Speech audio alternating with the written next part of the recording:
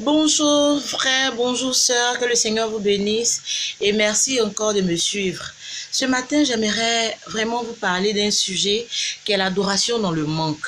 Ça veut dire quoi? Je veux parler de nos besoins, je veux parler de tout ce dont nous avons besoin pour ne pas me répéter et qui nous empêche vraiment de louer le Seigneur, d'être libre dans la présence de Dieu.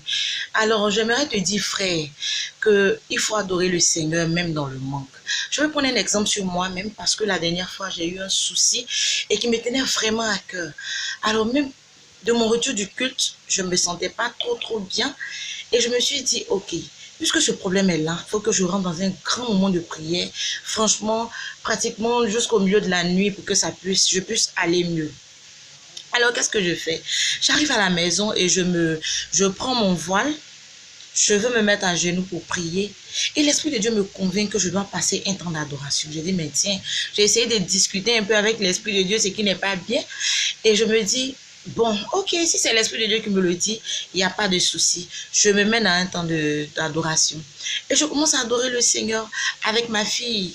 On adore le Seigneur, on adore le Seigneur. Le problème, c'était lequel? Quelqu'un avait gardé pour rien du tout, parce que le diable passe souvent dans le cœur comme ça, une dent contre moi. Et je n'arrivais pas à gérer ce problème. J'ai du mal avec ça, les rancœurs des gens. Et j'ai essayé de rentrer en contact avec la personne et je ne pouvais plus rien faire parce que la personne ne voulait même pas m'écouter.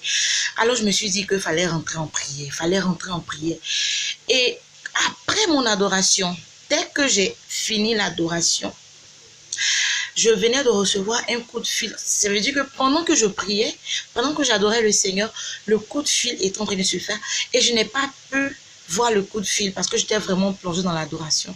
Et dès que je finis d'adorer le Seigneur, le problème s'est réglé tout seul. Alléluia. Le problème s'est réglé tout seul. Ça veut dire que souvent, on a besoin de mettre nos problèmes de côté et toujours adorer le Seigneur. Montrer à ces problèmes-là que c'est le Seigneur qui est le premier. Et les problèmes n'ont pas la majorité dans notre vie. C'est Dieu qui doit avoir la majorité dans notre vie. Bien aimé, tu peux avoir des problèmes. Tu peux avoir un problème de n'importe quoi. Tu sais ce que tu traverses. Le Seigneur te connaît mieux que moi. Passe beaucoup de temps dans l'adoration. Et je t'assure que l'exaucement n'est pas loin. Que le Seigneur te bénisse. Shalom.